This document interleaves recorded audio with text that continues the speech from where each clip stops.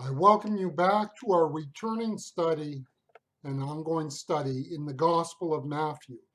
In this study, we are going to be looking at Matthew chapter 14 and verses 6 and 7.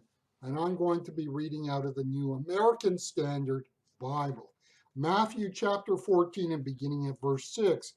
But when Herod's daughter came, the daughter of Herodias, danced before them and pleased Herod, so much that he promised with an oath to give her whatever she asked. On the one hand, Herod Antipas is not all that different from us. If we were to go back to maybe our teen years, did we ever make foolish promises? If you've ever dated a person other than the one you married, did you make foolish promises in that relationship that you now look back and kind of go, ugh? I think we all have made oaths, promises, or vows that we really did not intend to keep. We simply got caught up in the moment.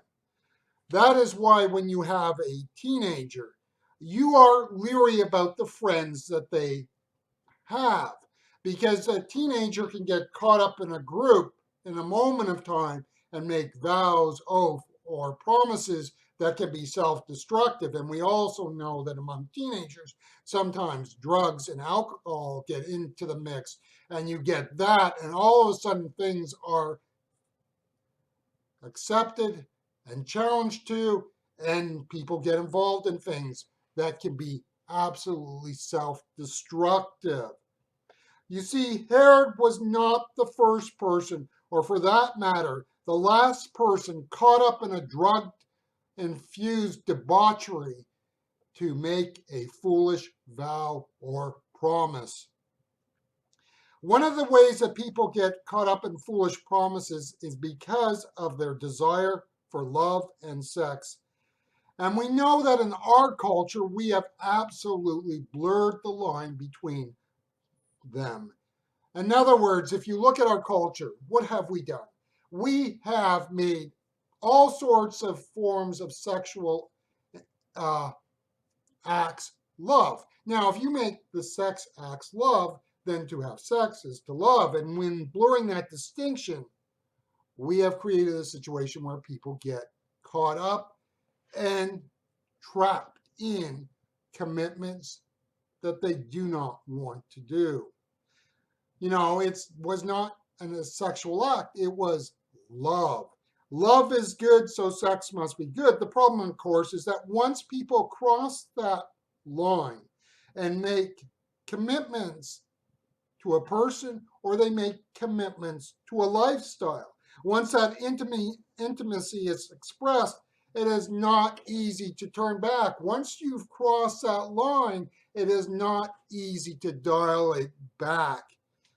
I'm being somewhat vague in this paragraph and kind of, you know, because I think the seductive nature of sexual sin is so powerful and so varied, I cannot begin to capture and tell all of it in a paragraph.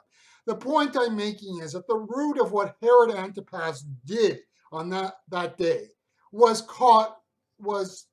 the adultery committed in Rome with his niece, his half-brother's daughter, or wife, I should say, half-brother's wife. And so one thing leads to another, and that's what happens when sexual sin is practiced. It pulls you down. On a different level, there are those formal agreements that people make in the business world. We've talked about sexual sin, but let's apply the principle here to business agreements.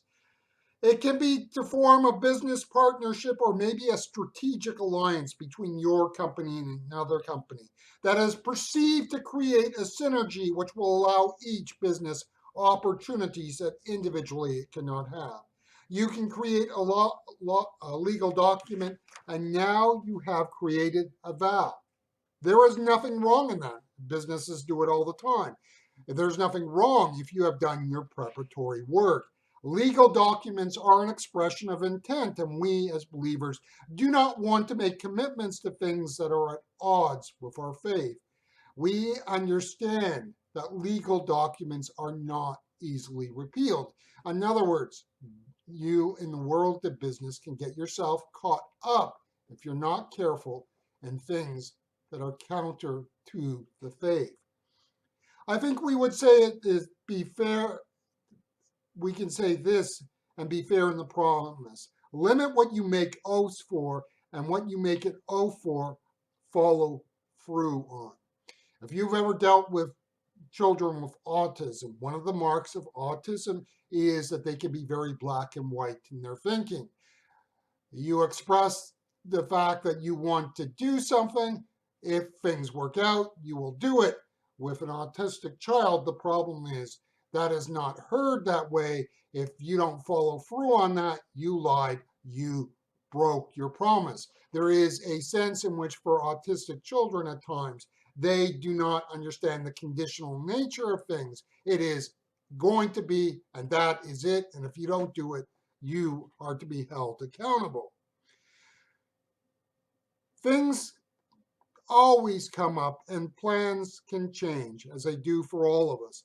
When we talk of oaths, vows, and promises, we are not referring to what we think we will do or what we would like to do. We are saying that we as people of faith need to watch what we are committed to, because what we are committed to can make decisions and choices for us that are counter to our faith in Christ. And as Christians in particular, we, by our word, need to follow through. People need to know that as Christians, we are committed to what we say and believe.